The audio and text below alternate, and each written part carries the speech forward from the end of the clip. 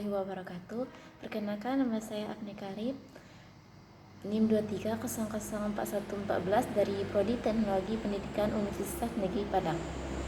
Pada kesempatan kali ini, saya akan menyampaikan materi saya bab 3 yang mengenai yang pertama, bukti sosiologis bahwa Pancasila sebagai dasar negara merupakan nilai-nilai berkembang dalam masyarakat. Yang kedua, dinamika pasang surut dalam penerapan Pancasila. Yang ketiga, beberapa tantangan sosial globalisasi yang bertentangan dengan Pancasila dan solusinya. Bukti sosiologi bahwa Pancasila sebagai dasar negara merupakan nilai-nilai berkembang dalam masyarakat. Yang pertama, partisipasi dalam pemilihan umum. Tingginya partisipasi masyarakat dalam pemilihan umum di Indonesia menunjukkan bahwa nilai-nilai demokrasi dan keadilan sosial yang terdapat dalam Pancasila masih menjadi pijakan utama dalam sistem politik Indonesia. Partisipasi yang tinggi ini menunjukkan bahwa masyarakat Indonesia masih percaya dan menghargai prinsip-prinsip demokrasi yang diamankan dalam Pancasila. Yang kedua, keberagaman budaya dan agama.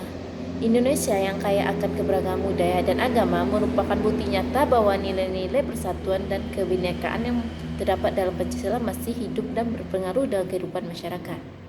Masyarakat Indonesia mampu hidup berdampingan secara damai meskipun memiliki latar belakang budaya dan agama yang berbeda, yang mencerminkan semangat kebersamaan toleransi yang dianjurkan oleh Pancasila.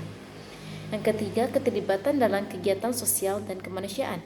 Banyaknya kegiatan sosial dan kemanusiaan yang dilakukan oleh masyarakat Indonesia, baik secara individu maupun kelompok, menunjukkan adanya kesadaran akan nilai-nilai solidaritas, gotong royong, dan kepedulian terhadap sesama yang tercermin dalam Pancasila. Dinamika pasang surut dalam penerapan Pancasila. 1. Perubahan kepemimpinan dan kebijakan politik. Perubahan kepemimpinan dan arah kebijakan politik di tingkat nasional dapat mempengaruhi penegakan dan penafsiran terhadap nilai-nilai Pancasila.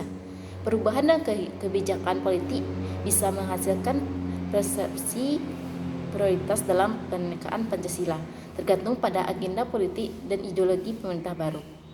Kedua, konflik ideologi dan kepentingan. Adanya konflik ideologi dan kepentingan di antara berbagai kelompok politik, sosial, dan agama dapat mempengaruhi interpretasi dan penerimaan terhadap Pancasila.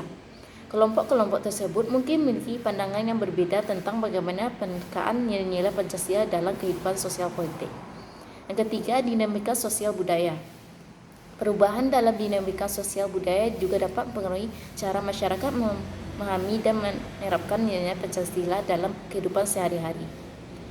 Perubahan demokrasi, migrasi, globalisasi dapat memperkenalkan nilai-nilai baru atau munculnya tantangan dalam mempertahankan nilai-nilai nasional Pancasila.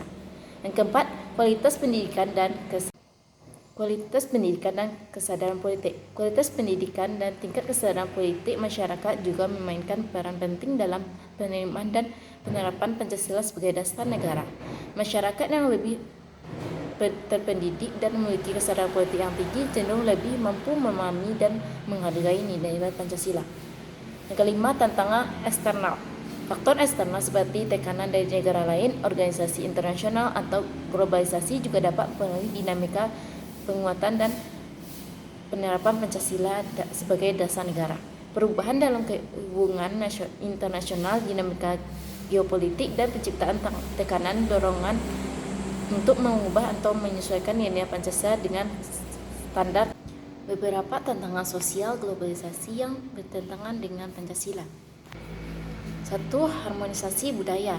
Globalisasi menyebabkan homogenisasi budaya di mana nilai lokal dan tradisional dapat terancam oleh dominasi budaya luar yang seragam. 2. Kesenjangan sosial dan ekonomi. Globalisasi seringkali memperdalam kesenjangan sosial ekonomi antara negara-negara maju dan berkembang serta di dalam masing-masing negara. Ketiga, perubahan nilai-nilai sosial.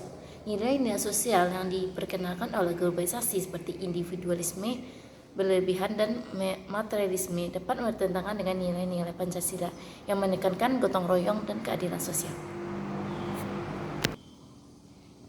Yang keempat, perubahan pola konsumsi dan gaya hidup. Globalisasi dapat menghasilkan perubahan pola konsumsi dan gaya hidup yang tidak sejalan dengan prinsip-prinsip berkelanjutan dalam Pancasila. Selanjutnya solusi dalam permasalahan yang kita bahas sebelumnya. Yang pertama, penguatan identitas lokal dan budaya, mempromosikan dan melindungi identitas lokal serta nilai tradisional yang sejalan dengan Pancasila sebagai dasar negara. Yang kedua, peningkatan kesadaran sosial. Melalui pendidikan dan kampanye sosial meningkatkan kesadaran tentang pentingnya mempertahankan nilai-nilai dalam Pancasila menghadapi tantangan globalisasi. Yang ketiga, peningkatan kesenjangan sosial. Dorongan kebijakan dan program yang bertujuan untuk mengurangi kesenjangan sosial dan ekonomi, mendorong kebijakan dan program yang berkelanjutan untuk mengurangi kesenjangan sosial ekonomi. Yang keempat, regulasi dan pengawasan. Mengadopsi regulasi dan mekanisme pengawasan yang efektif untuk regulasi dan pengawasan. Mengadopsi regulasi dan mekanisme pengawasan yang efektif untuk mengendalikan dampak negatif globalisasi seperti peraturan tentang perdagangan dan investasi. Yang kelima, pemberdayaan komunitas lokal. Mendorong partisipasi dan pemberdayaan komunitas lokal dalam pengambilan keputusan pembangunan ekonomi berkelanjutan. Goodbye!